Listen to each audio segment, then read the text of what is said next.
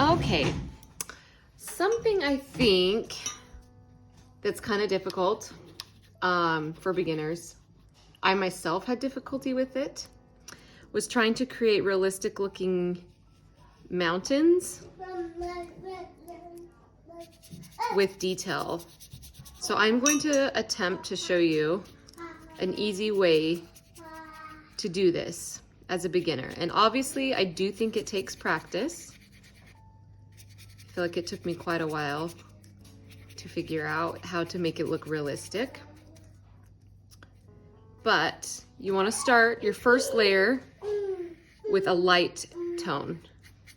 You don't want your lightest light, but you don't want your darkest dark either. Now I'm going to have this mountain go this way, down. So the strokes of my brush are going to go that way. This side's going to kind of go down this way. And this will kind of be like maybe a spine right there. Okay? So establish your background. I obviously have some texture in here. Sorry, my little one is going to make noise in the background. Okay, in a minute, Kaylin. Just a moment, Kate. Then, let's see. Let's pick which side you want in the sun. Let's pick this side to be in the sun. So this side will be in the shadows. And you start adding another layer for the shadow side. But you start pretty light. So you don't want your darkest dark or your lightest light at first. Let's make another spine right here. Maybe like that.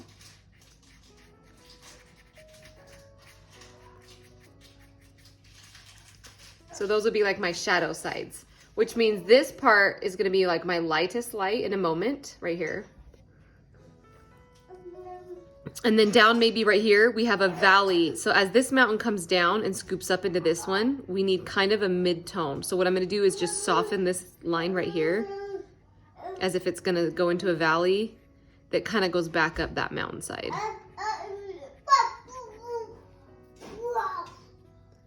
Okay, so this is my darkest.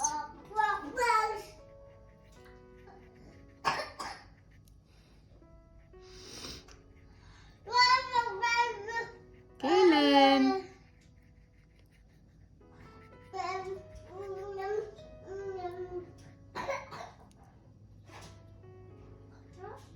That's a little bit more blue this time. That's okay.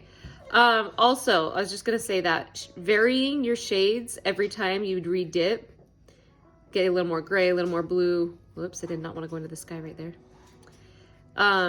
Also helps it look more real. So now add some broader strokes, but leave some texture in between these shadows. I'm going to do the same thing over here. Sorry, my little baby's not happy.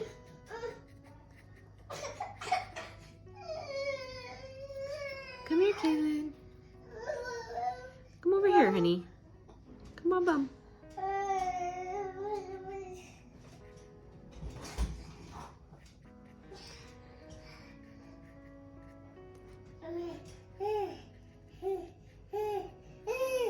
Okay. Want some texture in there. Texture in these shadows. We're just kind of doing random lines at this point. Nothing too defined. We are going to get more defined as we add the more sharp rocks. Okay, same thing on this side. Now you want this side lighter because it's obviously the sun's hitting these sides, but you still need some texture in there because mountains are not flat. So we're going to add just a little bit of maybe some rocks or things that are seen. And the trick is to make your lines following the shape you think the mountain goes, and also nothing too symmetrical.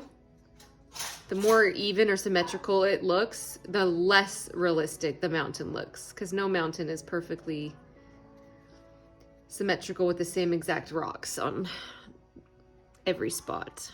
So we're just kind of doing some dabs, random dots, random lines where you think there might be some texture or rocks on the mountains. If it would help to go outside and take a picture of the mountains and then try to copy where their dots are, you can also do that. So this is actually pretty good. It's pretty basic if you wanted to just practice that and stop here. But if you want to try to get a little bit more detailed, I would take a tiny bit of like a really, really, really dark blackish blue. And then I would make this. This is my darkest dark now. And this is gonna be like the real chunky rocks. Now, the further up the mountain it goes, sometimes the more distant it gets. So I'm gonna start down here with this darkest dark color.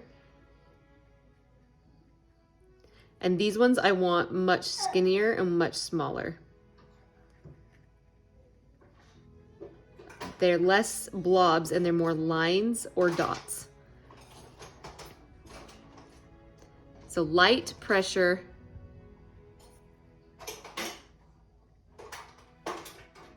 And I am literally just making this up as I go. So I'm not looking at a picture of a mountain right now. Usually I do, but I am not right now. So you guys can practice this on your own, or you can go look at a mountain if you feel like you need to copy.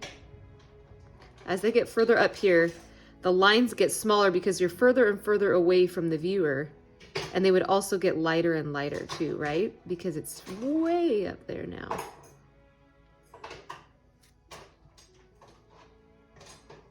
And down here, they might even get bigger and bigger.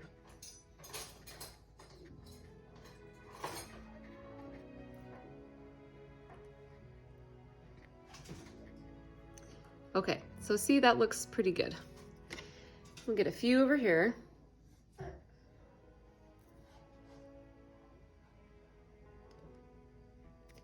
And remember, where's your mountain going? Where do the rocks go? Which direction is it heading?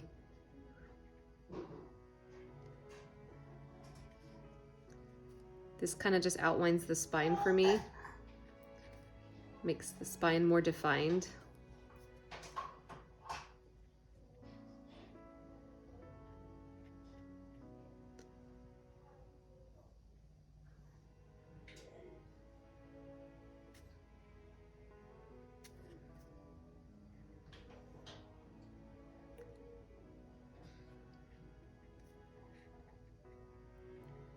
Okay.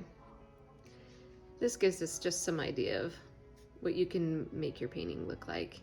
Different lines, different dots, nothing too exact. Okay, now you do also have rocks on this side, but they'll be a little bit lighter because we're in the sunny side. So these dark ones, they'll be a little bit darker, but they'll still be lighter than the other side.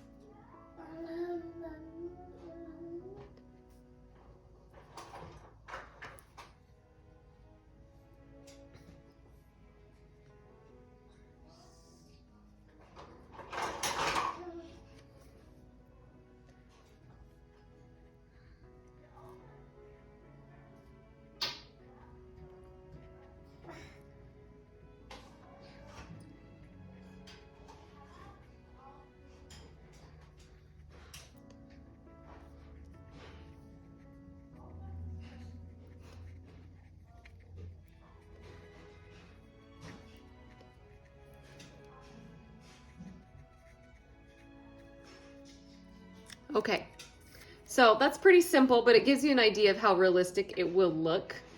You can layer this multiple times if you want. You can also add different colors, but I think this gives you like a pretty good idea of how to practice doing this over and over and over again. Try copying a mountain outside and let me know how it goes.